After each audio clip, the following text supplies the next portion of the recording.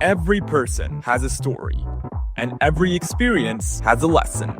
This is Limitless Minds, where we talk to our Cal alumni, be it scientists, artists, educators, professionals, and much more, and all to uncover the pivotal moment that shaped their lives. I'm Tanish Shenoy, your host, and together we'll be exploring their triumphs, challenges, and defining experiences. Let's get started.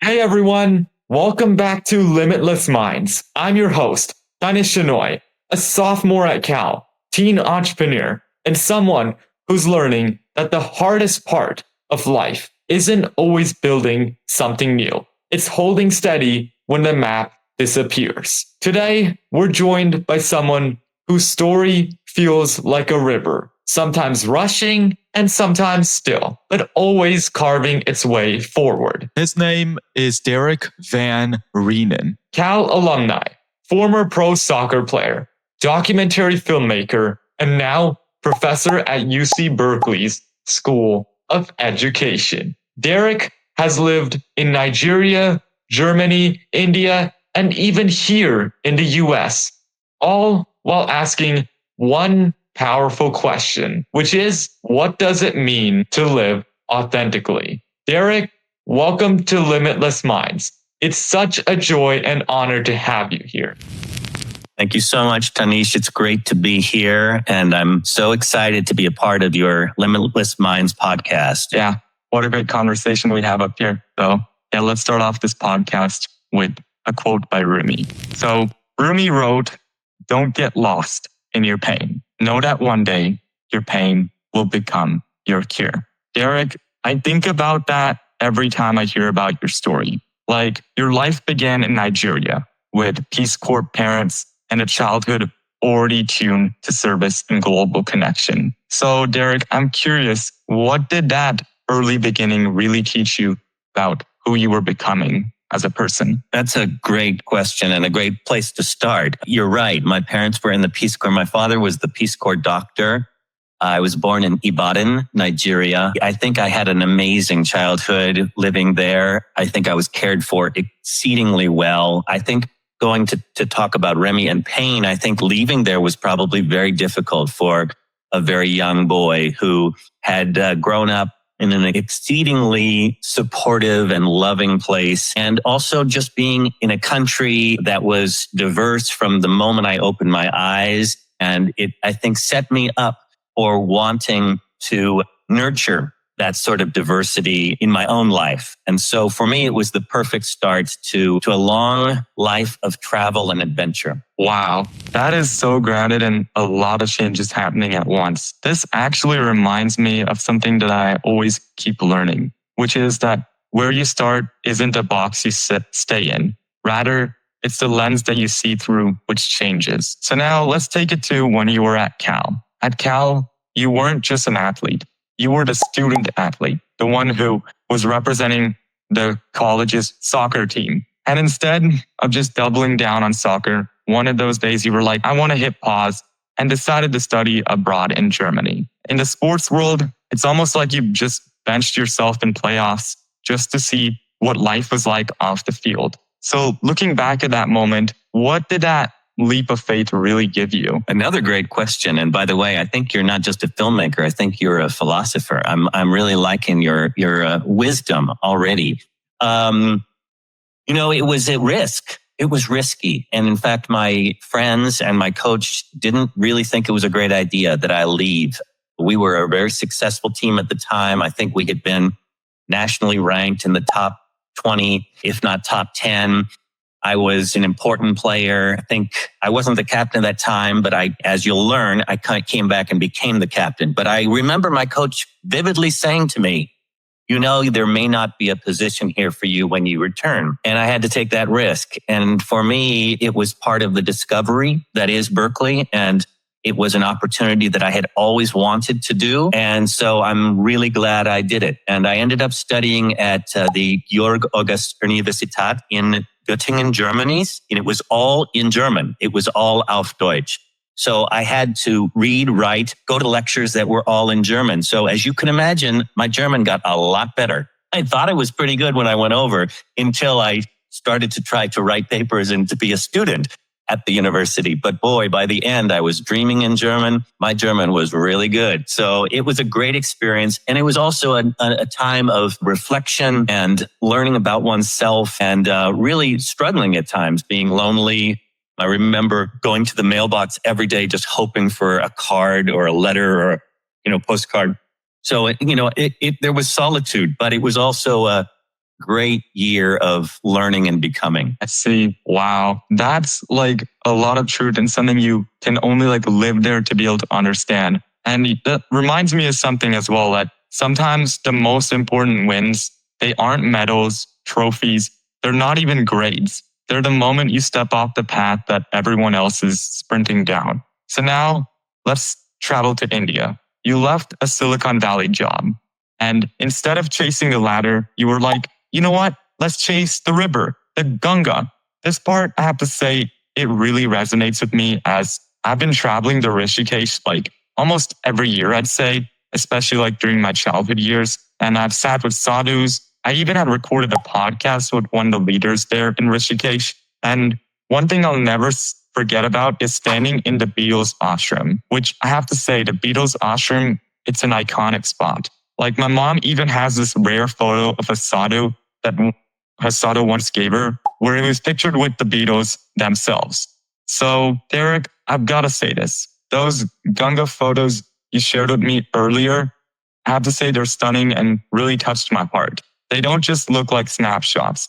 They feel like we're living history. And sure, I got to visit there a lot of times, and you showed me your Ganga photo dump before we started. But for the listeners and my audience here, can you walk us through them? Because they're less travel pics and more like time capsules. Absolutely. And it's so wonderful to know about your own family history and being in Rishikesh, a place that I went through and stayed as well, and was a spot on the film. So the documentary film, Tanish, was called Ganga Ma. And the premise of the film was we went to the source of the river. And you see there on the map a river essentially of the Himalayas. And I don't know if you're going to be able to hone in, but up at the source of the river itself is Gamuk and Gangotri. And these are where actually the river comes out, or one of the sources of the Ganges River comes out from the glacier. So it's literally coming out of the mountains of ice. And the movie starts there. And in this area, it is extremely holy. There are lots of sadhus. You had mentioned sadhus earlier. Lots of holy men. And this time when we were there, and again, this would have been the late 80s, there were lots of holy men who were living basically on the land, praying, living a life of mindfulness, of yoga, of spirituality, and seeking ultimately to attain moksha or nirvana in their life. And some of the pictures that I was able to take at that time, you can see definitely a different life than what a young man who mostly grew up in Northern California lived and saw. And so on the film, my real job was probably being a pack mule, where I took equipment up and down the mountain. But I also had a Nikon camera that I was taking pictures all along the route. And you can see in a number of the pictures, there were just beautiful people and beautiful scenery that I was able to capture with the camera. And for those images, as you're looking at, the one on the bottom there is a family with the matriarch and just beautiful, beautiful family and children, and proud and curious and kind.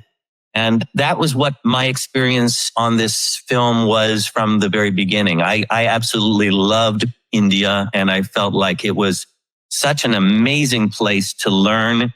It changed my whole outlook of life.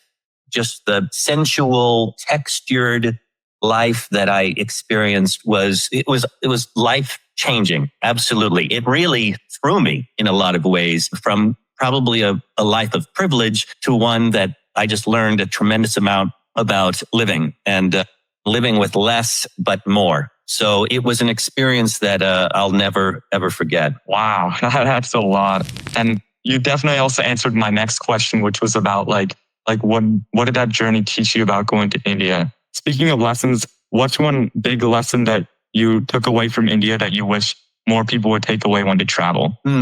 Yeah, I think that travel is such an amazing education in and of itself. I would first of all recommend that everybody travel and take opportunities. I think it teaches humility. I think it teaches you empathy. I think it teaches you curiosity. I think it teaches you how to appreciate beauty, because everywhere I have traveled, there have been beautiful people and there have been beautiful sights and sceneries, but not necessarily the ones that everybody who was a tourist goes to, but more off the beaten track where you're actually able to engage and immerse yourself in a different culture. I think knowing and understanding other cultures makes you appreciate, but also critique your own. And having a worldview that is open and curious, I think, keeps people young and also open to want to be a citizen of the world. Wow. So you got like all these incredible photos from 3 decades ago with amazing lessons as well from that time. First of all, like how I was saying, these shots are golden. Like it feels like you time traveled into a chapter of India, and like how you had put it, saying it's not the place tourists would typically go to. But even now, like tourists would probably never get the chance to go to. But now, if we fast forward to around like 3 decades later to present day, and you've got Bangalore in India that feels like it's in our Silicon Valley.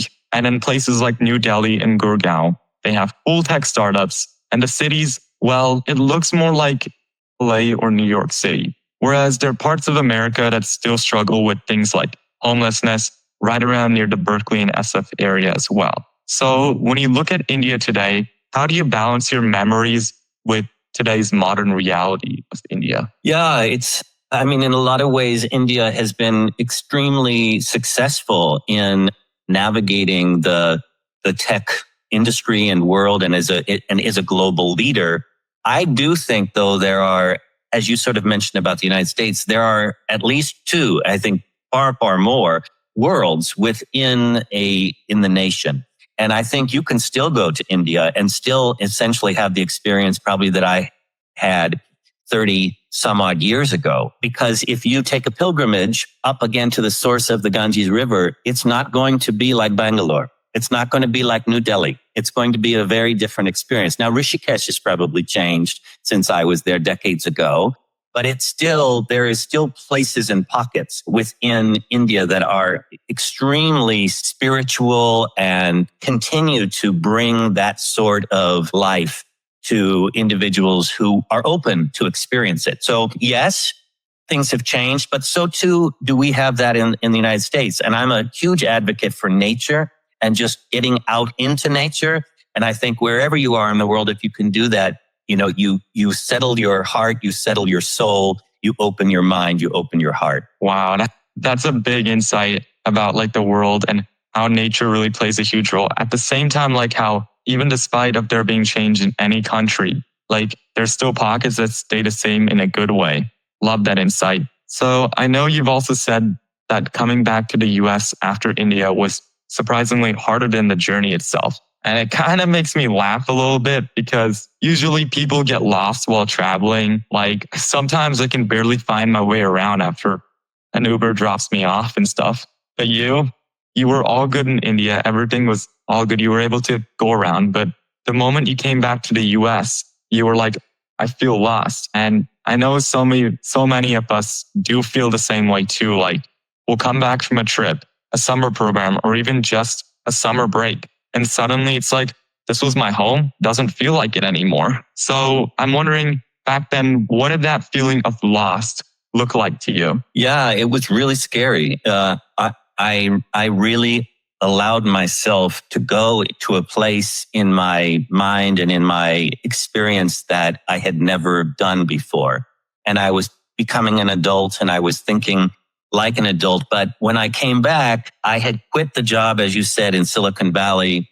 I had been working on a documentary film in India for 3 or 4 months. And I really did not know what I wanted to do with my life. I just didn't have direction. And I felt a lot of pressure here. I felt that, I had to do something successful, but I didn't want to just do anything. And that was somehow conflicting with what my soul would tell me to do. So I was really searching. And as you said, I wasn't searching when I was in India. I was experiencing, I was living, and I was going to places and depths that I had never been before. In a way, it probably was like coming back from Nigeria when I was born, but now I was an adult and I was having to think through it and grapple with the emotional content of that. Fortunately for me, after I came back, the professional soccer league started. And one of the ways that I found myself was by getting back on the soccer field and playing, and fortunately playing well enough to be drafted to play in the professional soccer ranks.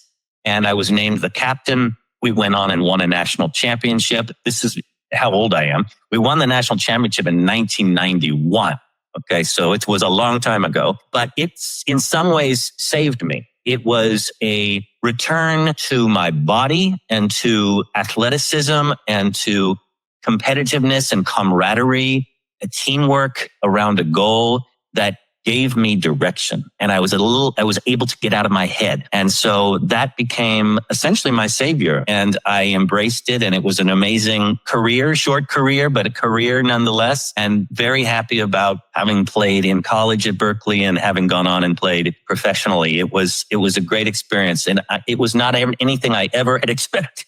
I was not seeking to become a professional soccer player or a professional athlete. It just sort of happened, and it happened in a kind of a serendipitous way. Wow, that's deep. And that's like a lot of things going around. You went like a full-blown circle. Like you were in the soccer-like team. You decided to go to Germany, and then you were in a job. You went to India and you left a job and you're like, I have no purpose. And now back to the soccer team.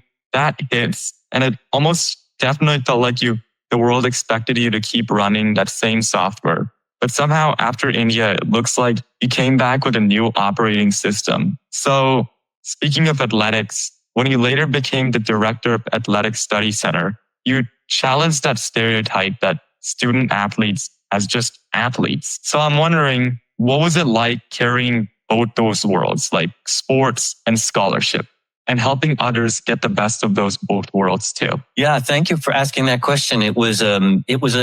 In some ways, it was a great job for me because I had come back and earned my PhD, my master's and PhD at Berkeley. So 3 degrees at Berkeley, and was hired on the faculty, but then also hired to be the director of the Athletic Study Center, which provides all the academic support for the 30 varsity teams at Berkeley. And you're absolutely right, Tanish. At Berkeley, I would say the university has a bit of an ambivalent relationship to sports. It's an extremely academic, intellectual, cultural place with a rich history. But actually, it also has a very rich history of sports. The first women's intercollegiate athletic match was in 1896 between Cal and Stanford. We've been playing football and rugby and crew for well over 100 years with multiple national championships. And so it's a very rich tradition at Cal, and there's a lot of fans out there. But there's also a stereotype of the dumb jock, of an athlete who basically, because he or she has ultimately built up their bodies with muscles that their brains somehow must have atrophied, and they must be somehow simpletons and or not even interested in the pursuit of academic excellence and scholarship and learning. It's just not my experience. That was not how I went through Berkeley, and it's not how my teammates went through Berkeley. And it's not how most of the people I knew who were also athletes went through Berkeley. They went on and they did great things that had nothing to do with their sport, and they learned amazing things along the way. So when I took on this role, and this leadership role, I always felt it was my job to try to help educate that, in fact, these young men and women who were choosing to come to Berkeley wanted a genuine, meaningful education. And because it requires a lot of time, we had to help figure out ways that they could make the most out of this discovery experience. And so, just like I did, when a student came into my office and said, hey, Derek, I really want to do what you did. I want to travel and study abroad, but my coach doesn't want me to. I'm like, I'll support you and I'll talk to your coach because you're here to get an education, a rich education. And that's what we want you to do. So the Athletic Studies Center does not report into the athletic department. It actually reports to the vice provost on campus. And our whole mission is to help young people make the most out of the Berkeley education, to wring it out like a sponge. And so that was one of my jobs for 23 years. Wow, that's a lot. And that sounds really powerful. I know like a lot of people like I see in sports nowadays, they're very committed to their sports. They're very disciplined as well.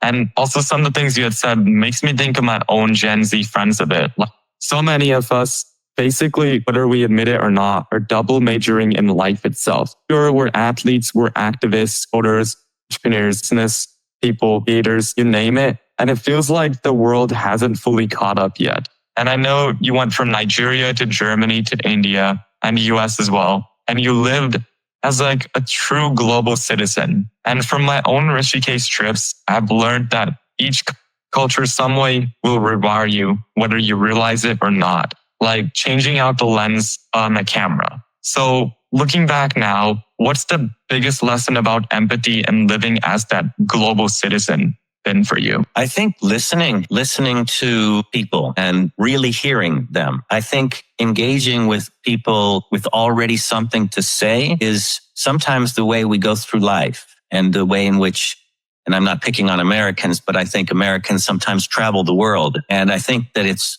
really good to have a respect and a calm and ability and a willingness and a desire to listen to other people and their own perspectives and their own histories and how they are viewing the world, which may not be the same way that we are viewing the world. And so I think an openness, just an open mind and an open heart, as I had said earlier. Wow. That's such deep truth there about listening and really having an open mind. You're kind of reminding me of something that my mom would always say after the Rishikesh trips, which was that the world is one family, but it takes a lifetime to feel it. And I think your mother is a very wise woman. Yeah, she definitely is for sure. Thank you for saying it. So let's bring it home for my generation now. I'm 19 and my friends and I were constantly scrolling through Instagram and TikTok, feeling like, damn, we're late to success or I'll never be successful. So if you were sitting with a Gen Z student who's like,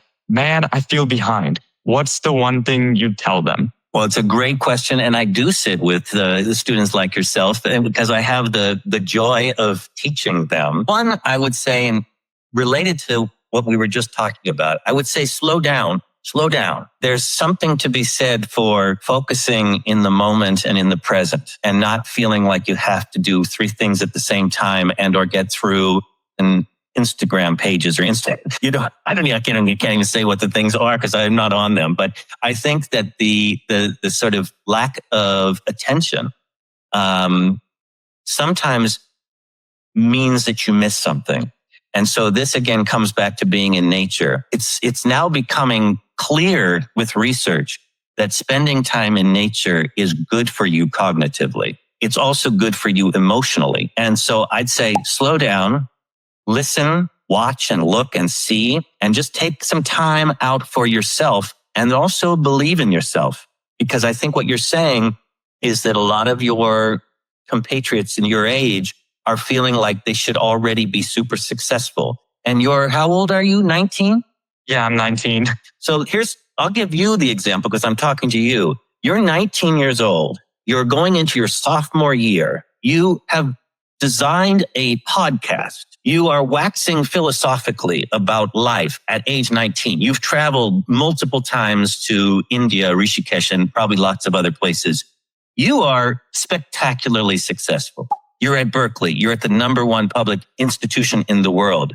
Kudos to you. Thank you. Yeah. Any other advice you'd say for anyone who's like my age as well? I'm like, I want the audience to hear it so then they also take something good as well. Well, I think as you started about this being a river, the life journey is a river. I think if you can look at that way to say that it has its curves, it has its rough patches, and that's going to be the case for all of us. But, get on, take the ride, enjoy it, and really just embrace the experience because, life is an amazing journey. Yeah, it is definitely an amazing journey. And honestly, that was something that many people need to hear, especially in today's age. Thank you for that insight. So speaking of being young and youngsters, if you were to walk across Sproul Plaza today and you happen to just bump into your 19-year-old self, who's probably overwhelmed, carrying all those dreams, and is really stressed, what would you be telling him? You're going to be okay. You're going to be okay. You're going to actually be better than okay. You're going to turn out the way you want yourself to turn out. And you'll be looking back at this time and realize that you had to walk a difficult path at times, but don't lose sight of your purpose. Wow, that's a beautiful line there and a big reminder that many of us need. And also reminds me that growth, it doesn't mean rushing forward. It means listening inward. Derek, I have to say, you have shared so many amazing insights today. And before we wrap up our conversation, we'll be moving on to the final part of this podcast, which is a rapid fire round where you only have about a minute to answer all of these questions. And if you don't know the answer, just say pass. Are you ready? I am ready. All right, let's get started. Favorite Cal landmark? I love the botanical gardens. All right. Your go-to Berkeley coffee spot back in the day? Back in the day. Whew, okay, I've been here so long. It's I have to say Cafe Strada. Classic. What's one Cal tradition that every student should experience at least once during their time at Cal? Well, big game. Nice. If Oski were a professor, what subject would he teach? Poetry. Okay. Germany or India? Which changed you more? India. Nice. First word that comes to mind whenever you hear Peace Corps? Idealism. Nice. What's one place that everyone should travel to before they turn 25? That's a great question. New York City. Nice. Soccer cleats or hiking boots? Wow. Well, I've replaced the soccer cleats with hiking boots. Okay. What song instantly takes you back to your 20s? Anything by Cat Stevens. Okay.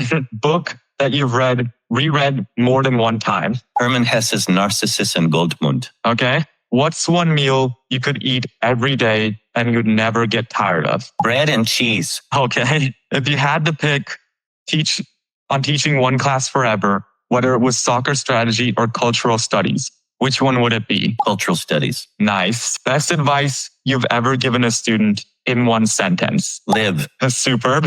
One word your younger self would use to describe you? Me now? Yeah. Old. Biggest myth about success you wish people would just drop? Making money to make money. All right. Most underrated Cal memory you still hold on to? Underrated memory. That's a good question. Underrated memory. The decision to study abroad. Good one. First thing you'd show a visitor if they came to Berkeley today? The eucalyptus grove. All right. Classic. Your favorite book or books? Well, I just read one that I just love, which is Earth Abides, written by a former Berkeley professor. Nice. And last but not least, fill in the blank. The limitless mindset is limitless. Awesome. And well, that wraps us up with our rapid fire round. Derek, I want to say thank you for sharing a life that's not a straight line, but a river. And thank you for joining me today. And to everyone listening out there, if you ever feel caught between versions of yourself, here are 3 golden nuggets from today's episode. Number 1, your roots are a lens, not a limit. Sure, where you begin does shape you, but it does not trap you. Number 2, real wins are off the expected path, and success isn't always where everyone else is sprinting. And 3, you're not behind. You're just becoming. Feeling lost is actually proof you're in motion, not stuck. And remember to stay grounded, stay inspired. Thank you, Derek, for joining me. And thank you, everyone, for listening and tuning in to today's podcast. Go Bears. Every story is a lesson, and every challenge is an opportunity. Success, it looks different for everyone, but growth, it's universal. Thanks for joining me here on Limitless Minds. Until next time, I want you to stay curious and remember to stay limitless. Because if you don't start now, someone else will.